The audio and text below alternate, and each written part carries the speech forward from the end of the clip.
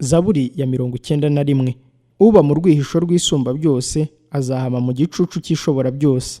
Ndabwira Uwiteka nti, uri ubuhungiro bwanjye n'igihome kinkingira, Imana yanjye niringira. Kuko ari we uzagukiza ikigoyi cy'umugoyi na mugiga irimbura. Azakubundikiza amoya ye, kandi uzajya uhungira munsi y'amababa ye. Umurava we ni ingabo n'icyuma kigukingira.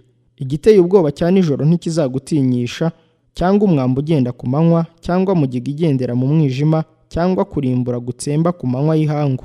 Abantu 1000 bazagwa iruhande rwawe, abantu inzovu bazagwa iburyo bwawe, ariko ntibizakugeraho. Uzabirebesha amaso yawe gusa, ubone ibihembo by'abanyabyaha. Kuko ari wowe buhungiro bwanjye Uwiteka, wagize isumba byose ubuturo. Nuko nta kibi kizakuzaho, kandi nta cyago kizegera ihema ryawe. Kuko azagutegekera abamarayika be ngo bakurindire mu nzira zawe zose. Bazakuramira mu maboko yabo ngo udakubita ikirenge ku ibuye. Uzakandagira intare n'impoma, uzaribata umugunzu w'intare n'ikiyoka. Kuko yankunze akaramata, nicyo nzamukiriza, nzamushyira hejuru kuko yamenye izina ryanjye. Azanyambaza nanjye mwitabe, nzabana nawe mu makuba no mu byago. Nzamukiza muhe icyubahiro.